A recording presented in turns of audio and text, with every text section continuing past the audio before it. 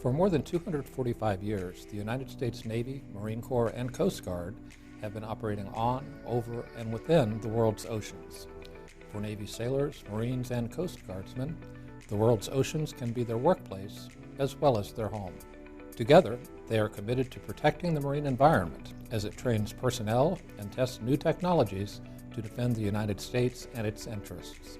The Navy's mission is to organize, train, and equip for peacetime promotion of the national security interests and the prosperity of the United States, and for prompt and sustained operations at sea.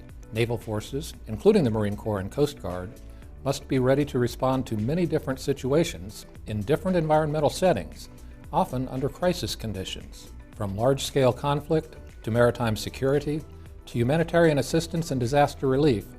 Sailors, Marines, and Coast Guardsmen must be fully trained and prepared to perform these various and demanding duties at a moment's notice. The skills needed to achieve military readiness are challenging to master and are perishable without constant practice. Training activities must therefore be diverse and as realistic as possible to prepare sailors, Marines, and Coast Guardsmen to complete their mission and ensure their success and safety.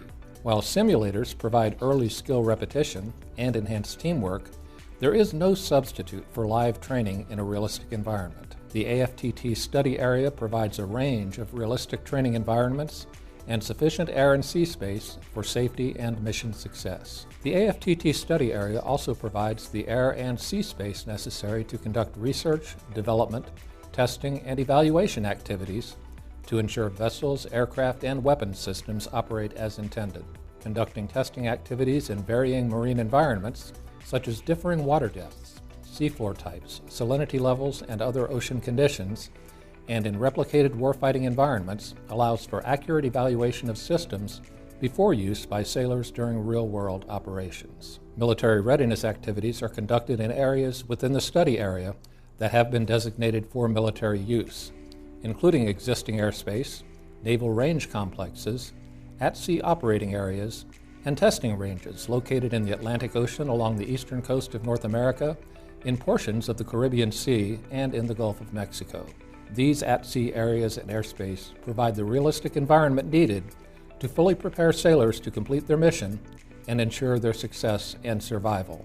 The East Coast is also home to several major Navy home ports, Marine Corps installations, and Coast Guard stations, and a high concentration of key organizations, vessels, and infrastructure. Training sailors, Marines, and Coast Guardsmen close to home reduces time away from their families, improves their quality of life, maximizes their training time, and reduces fuel costs and emissions. For decades, sailors, Marines, and Coast Guardsmen have shared the use of ocean and coastal areas with those who use these areas for recreation or rely on the marine environment for their livelihood.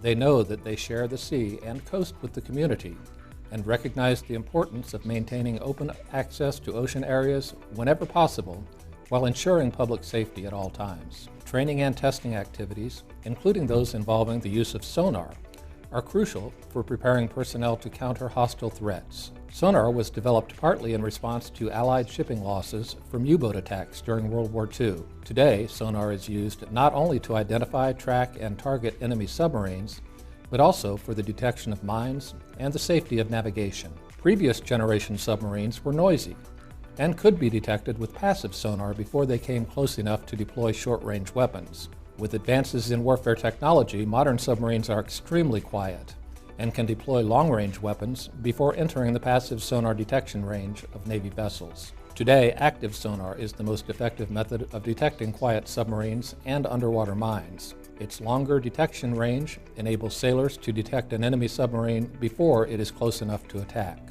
To minimize potential effects of sonar on marine species, the Navy, Marine Corps, and Coast Guard work with the National Marine Fisheries Service and other regulatory agencies to develop protective measures, including monitoring for marine species, posting highly trained lookouts, and reducing or stopping sonar transmissions if marine mammals are sighted within designated mitigation zones. Every Navy ship follows these procedures, and crew members are thoroughly trained. Much remains to be learned about our ocean environment, and the Navy is a world leader in marine species research. For years, the Navy has funded research and partnered with universities and scientists to better understand the ocean environment. The Navy, Marine Corps, and Coast Guard are deeply committed to protecting the environment and actively strive to minimize potential effects of training and testing activities, and have implemented numerous programs to protect the environment, monitor marine species, and reduce the use of fossil fuels. The success of these environmental stewardship programs contributes both to the success of the military mission and the preservation of the ocean environment for future generations.